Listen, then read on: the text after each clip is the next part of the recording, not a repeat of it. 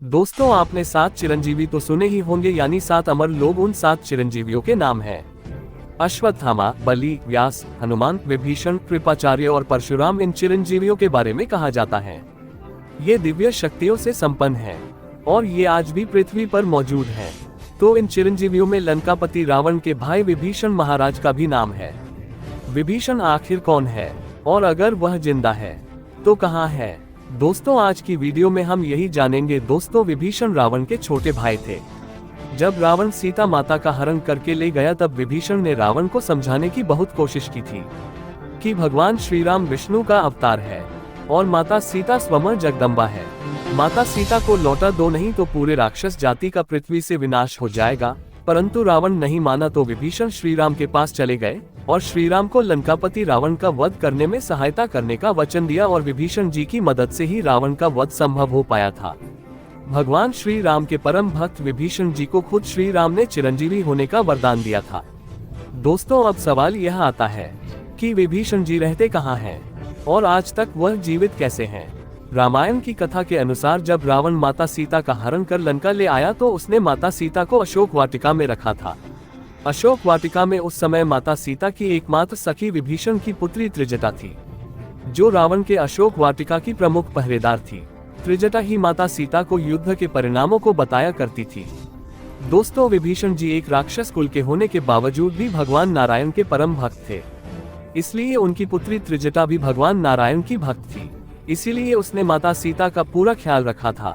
जब विभीषण जी के द्वारा बताए गए तरीके से रावण का वध हो गया तो भगवान श्री राम जी उन पर बहुत प्रसन्न हुए हैं और उन्होंने विभीषण को लंका का राजा बना दिया। बहुत समय बीत गया और भगवान का अपने निज धाम जाने का समय आया तो विभीषण जी बहुत दुखी होकर प्रभु से कहने लगे कि हे प्रभु, मेरा आपको देखे बिना एक दिन नहीं गुजरता और आप अपने लोग जा रहे हैं, तो हे प्रभु, यहाँ रहकर मैं आपके दर्शन कैसे कर पाऊंगा? तब प्रभु श्री राम ने कहा, हे मित्र विभीषण, द्वापर युग में मेरा जब कृष्ण अवतार होगा तो उसके बाद मैं हमारे कुल देवता भगवान जगन्नाथ के रूप में समुद्र के किनारे स्थापित रहूंगा, जिसकी तुम दीर्घ काल तक पूजा करोगे और कलयुग के अंत में तुम मुझ में लीन हो जाओगे। इस पृथ्वी पर आप मेरे दर्शन भगवान जगन्नाथ जी के रूप में करेंगे, जो एक विशाल समुद्र के किनारे एक मंदिर के रूप में होगा। उस मंदिर के अंदर जो मूर्ति होगी वह मेरी ही स्वरूप होगा। प्रभु के मुख से यह बातें सुनकर विभीषण जी वहाँ नतमस्तक हो गए और भगवान राम अपने बैकुंठ धाम को चले गए। दोस्तों, प्राचीन काल की बात है। तो दोस्तों, द्वापर युग में विष्णु जी ने श्री कृष्ण रूप में अवतार लिया और सभी अधर्मियों का धरती से विनाश करने के बाद जब श्री कृष्ण स्वर्गलोक को चले गए तब से यह मान्यता है, श्री कृष्ण के देह त्यागने के बाद उनका हृदय अग्नि में नहीं जला बल्कि धड़कता रहा था। इसे समुद्र में प्रवाहित किया गया, जो लट्ठे के रूप में समुद्र तट पर पहुंचा। मान्यता है एक दिन पुरी के राजा इंद्रद्युम्न को रात में भगवान विष्णु ने उनको सपने में दर्शन देकर कहा, प्रभु बोले, तुम एक मंदिर बनवाओ और उसमें मेरी यह मूर्ति स्थापित कर दो। वे आपसे काष्ठ की मूर्ति में ही प्रकट होकर भक्तों को दर्शन दिया करेंगे। राजा इंद्रद्युम्न ने इसे भगवान जगन्नाथ की इच्छा मानकर जगन्नाथ, बलभद्र और सुभद्रा की मूर्तियों को बनाने के लिए विश्वकर्मा को आमंत्रित किया और कहा कि आप कृपया इस लट्ठे से प्रभु जगन्नाथ की मूर्ति तैयार करें। विश्वकर्मा ने एक शर्त रखी कि वे अकेले बंद कमरे में मूर्तियों का निर्माण करेंगे और काम पूरा होने से पहले दरवाजा न खोले, नहीं तो वो उसी क्षण गायब हो जाएंगे। राजा इंद्रद्युम्न ने मूर्तियों के निर्माण कार्य को पूरा होने से पहले ही दरवाजा खोल दिया, जिससे विश्वकर्मा क्रोधित होकर वहां से चले गए और काम अधूरा रह गया। इस कारण भगवान जगन्नाथ, बलभद्र और सुभद्रा की मूर्तियां बिना हाथ पैर के ही रह गईं। इन अपूर्व प्रतिमाओं को मंदिर में स्थापित कर दिया। इस प्रकार तब से भगवान जगन्नाथ और उनके भाई बहन इसी रूप में भक्तों को दर्शन दे रहे, जिस लट्ठे से जगन्नाथ जी की मूर्ति बनाई गई। माना जाता है कि भगवान श्री कृष्ण का हृदय आज भी जगन्नाथ जी की मूर्ति में धड़कता है, जिसे ब्रह्म पदार्थ कहा जाता है। हर 12 साल में जगन्नाथ जी की मूर्ति बदली जाती है और इस दौरान ब्रह्म पदार्थ को पुरानी मूर्ति से निकालकर नई मूर्ति में रखा जाता है। जगन्नाथ जी की मूर्ति का स्वरूप गोल आंखों और बिना हाथ पैर के साथ विशिष्ट है। भक्तों का मानना है कि भगवान जगन्नाथ की बड़ी आंखें नेत्र रोगों से पीड़ित लोगों के लिए आशीर्वाद का प्रतीक है और यह मंदिर भगवान जगन्नाथ, जो कि श्री कृष्ण का ही एक रूप माने जाते हैं, को समर्पित है, जिसकी की भविष्यवाणी श्री राम ने त्रेता युग में ही कर दी थी। तो विभीषण जी श्री राम के आज्ञा अनुसार रोज जगन्नाथ मंदिर में आते थे। एक दिन भगवान जगन्नाथ जी के दर्शन करने के लिए विभीषण जी हमेशा की तरह पहुंचे और भगवान जगन्नाथ के दर्शन किए और उनसे कहते हैं, हे प्रभु, इतने दिन से मैं आपके दर्शन करने के लिए लंका से यहाँ रोज आता हूँ। अब आपसे निवेदन है कि एक बार आप अपने पावन कदम मेरी लंका में रख दीजिए और मेरी लंका भूमि जगन्नाथपुरी की तरह पावन हो जाए। भगवान जगन्नाथ तथा स्तु कहकर अंतर्ध्यान हो गए और कुछ दिनों बाद वह घड़ी आई जब भगवान जगन्नाथ लंका को जाने वाले थे। आपको ये बता दें कि जगन्नाथपुरी और लंका के रास्ते में एक मठ पड़ता है, जहाँ पर भगवान जगन्नाथ के बहुत बड़े भक्त बलराम दास थे।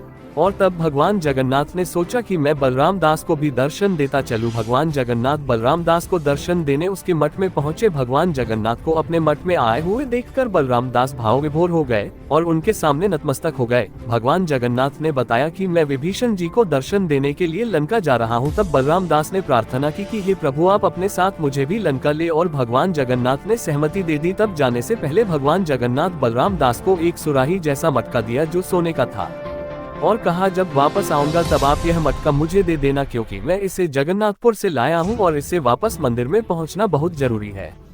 और वे अपनी यात्रा लंका की तरफ शुरू कर देते हैं। कुछ समय बाद बलराम दास और भगवान जगन्नाथ दोनों लंका पहुंचे तो विभीषण जी ने दोनों का स्वागत किया, जिससे भगवान बहुत प्रसन्न हुए और उन्होंने लंका और उनके वासियों को आशीर्वाद दिया। और फिर वह बलराम दास जी को उनके मठ में छोड़ अपने धाम को चले जाते हैं।